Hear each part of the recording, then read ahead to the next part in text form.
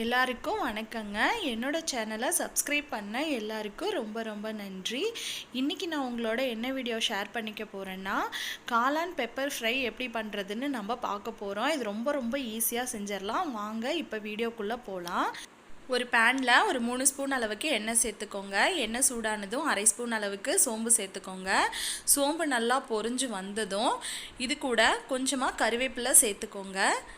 கூடவே பொடியாக நறுக்கி வச்சுருக்க ஒரு பெரிய வெங்காயத்தை சேர்த்துக்கலாம். சேர்த்துட்டு வெங்காயம் நல்லா கண்ணாடி பதம் வர வரைக்கும் நல்லா வதக்கி எடுத்துக்கலாம்.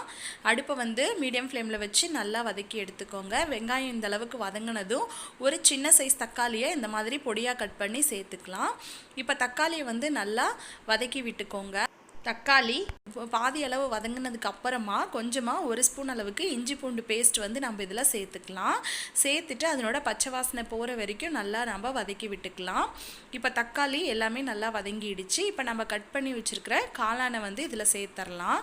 நான் இன்றைக்கி 200 கிராம் அளவு காளான் எடுத்திருக்கேன். சேர்த்துட்டு இது எல்லாத்தையும் ஒரு முறை நல்லா மிக்ஸ் பண்ணி விட்டுக்கோங்க. இப்போ இதுக்கு தேவையான அளவு உப்பு சேர்த்துக்கலாம். அடுப்பு மீடியம் ஃப்ளேம்லேயே வச்சுருங்க. கூடவே காரத்துக்காக 1 ஸ்பூன் அளவுக்கு தனி மிளகாய் தூள் சேர்த்துக்கோங்க. ஒரு 1/2 ஸ்பூன் அளவுக்கு மல்லித்தூள் சேர்த்துக்கோங்க. 1/4 ஸ்பூன் அளவுக்கு கரம் மசாலா சேர்த்துக்கோங்க. இப்போ மசாலா எல்லாமே சேர்த்தியாச்சு. இப்போ அடுப்பை மீடியம் ஃப்ளேமில் வச்சு இதை ஒரு நிமிஷம் போல் எல்லாம் நல்லா கலந்து விட்டுக்கலாம். மசாலா நல்லா மிக்ஸ் ஆகிற மாதிரி நல்லா கலந்து விட்டுக்கலாம். பாருங்கள், காளான் இப்போ நல்லா தண்ணி விட்டு வருது பாருங்கள்.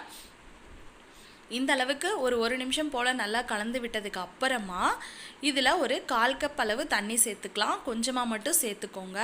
சேர்த்துட்டு நல்லா ஒரு முறை கலந்து விட்டுக்கோங்க.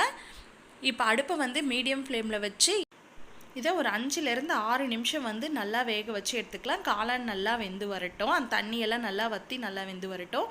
இப்போ 5 நிமிஷத்துக்கு அப்புறம் ஓப்பன் பண்ணி பார்க்குறோம். பாருங்கள், காளான் நல்லா வெந்து வந்துருச்சு. அதனோட தண்ணியெல்லாம் நல்லா வற்றிடுச்சு.